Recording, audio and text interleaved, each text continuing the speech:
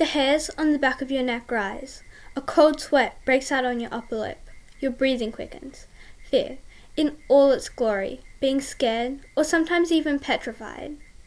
Fear is primal. All animals have this instinct. It is a gut feeling that we are all born with and is one of the reasons why we survive. Since the beginning of time, we have depended on fear to keep us safe.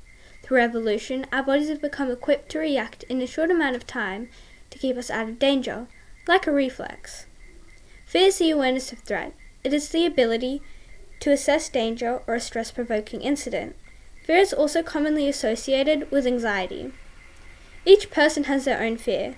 Sometimes it's a common fear, and other times it's totally unexplainable. The feeling of fear is due to the brain processing information and finding a reaction. This can lead to extreme fear, and in some cases, a phobia. Fear is generally caused by threats, anxiety, overthinking, and in some cases, post-traumatic stress disorder. Don't get me wrong, fear is an essential emotion in terms of our safety. Without fear, our decision-making process and risk assessment would be severely distorted, and we'd get into dangerous situations on a day-to-day basis due to not being able to assess what might be a good or bad decision. From knowing when to safely cross the busy Victoria Road to backing away from a venomous snake. Although fear is extremely important, there are some negatives to the emotion too. Fear leads to anxiety, which is an overwhelming emotion when you see or experience something you're afraid of. With this anxiety, your cardiovascular and immune system may take a hit. Fear may also stop you from taking good risks and beneficial opportunities. For example, say you fear snakes and your friends want to go on a bushwalk. Your fear may stop you from going and you may miss out on an important adventure. Alongside this, excessive fear can alter your flight or fight response. For example, you may already be in a risky position, but your escape is also risky. You may stall for too long and put yourself in an even more danger. Think of it as if you're in a jungle running away from a tiger, and the only way to escape is to swing across a deep ravine on a vine.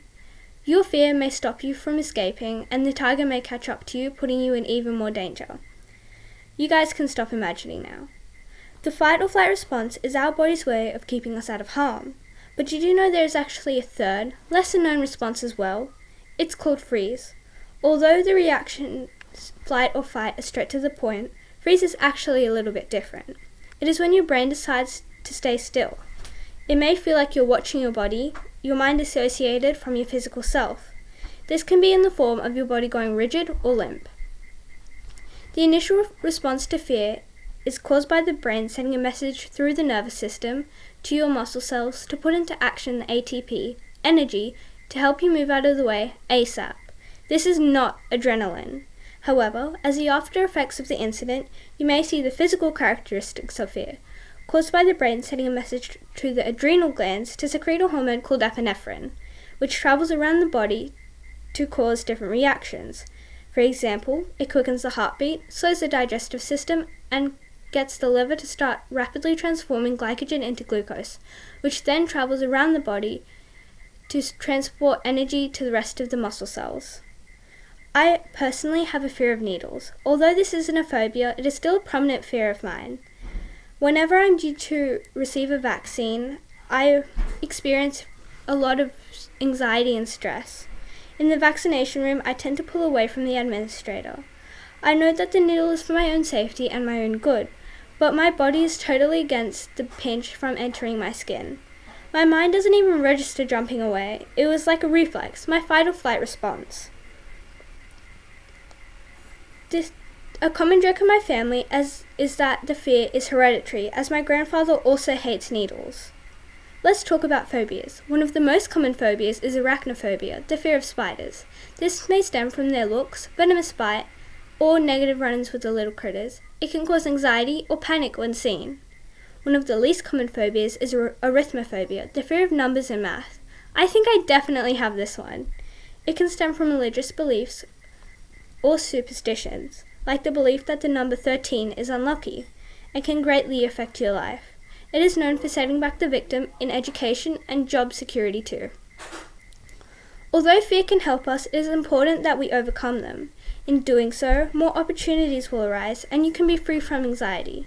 You can do this by small amounts of exposure at a time. You can start by watching TV shows, movies, or documentaries before going straight to face-to-face contact. Therapy can also be beneficial as it helps you find the root of the problem and cut it off at its base. The most important thing to know is that fear is normal and okay. Although fear is portrayed as weak or silly, and you might be called with words such as wuss or scaredy cat, fear is one of the most efficient shields from danger. By coming to terms and accepting your fears, you are becoming better at managing and overcoming them. So let's face our fears. Thank you for your time.